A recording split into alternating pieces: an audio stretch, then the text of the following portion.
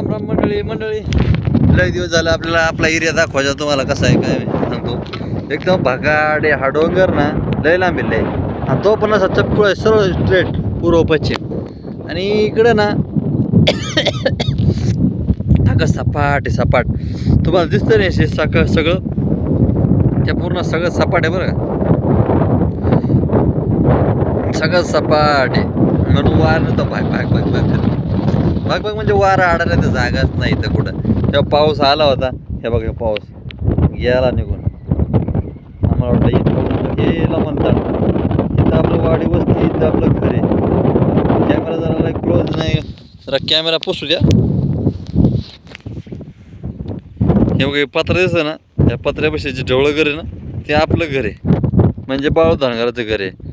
आणि हे बघ काय ह्या एरियामध्ये दगड खाली जर बघितलं तर दगड डोंगरावर दगड तर विचार करा खाली किती दगड असेल. माती जर तुम्हाला दिसते नाही थोडीफार या दगडात आलेलं आहे. चारा आहे ह्यो चारा दगडात आलेला आहे आणि पूर्ण भाकाट एरिया दिसतो भाकाट. म्हणून धनगर लोक इथं उन्हाळ्यात राहत नाहीत, सगळे लांब लांब निघून जातात.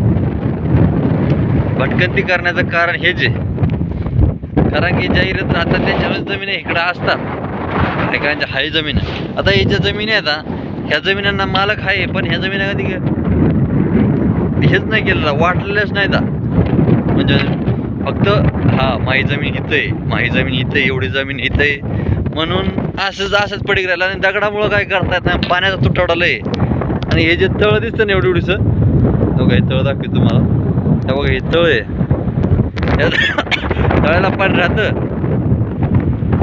पण त्याचं असं जिरून खाली जातं. आणि जेवढं हे जे सपाट एरिया दिसतो ना सपाट एरिया सांगा काय उगण या सपाट एरियावर काय उगण काय आहे सपाट एरिया जे ते बघा ह्या नळीमध्ये दिसतं ते झाडं पिढं इथं जरा काय पिकलं तर पिकत नाही तर मग इकडं वर काय पिकायचं आहे.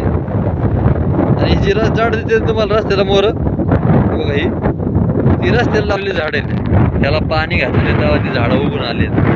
आणि ह्या एरियात जर बघा म्हटलं तुम्हाला म्हटलं ना मी दगड सोडून काहीच दिसणार नाही. बघा नुसता दगड आणि जी इथं टाकली ना बघा ही पोल्ट्री कोणतीतरी शेटेड टाकलेली पोल्ट्री टाकलेली कोणतरी म्हणून असा भकाट एरिया असाच पहिल्यापासून राहिलेला पूर्वीपासून असाच आहे.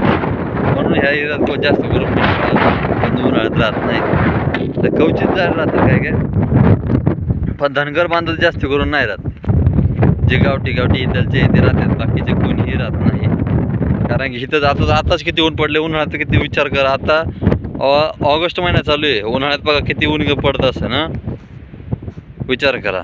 म्हणून चारणीला जायचं एवढंच कारण आहे दुसरं काय एवढंच सांगू शकतो. राम राम.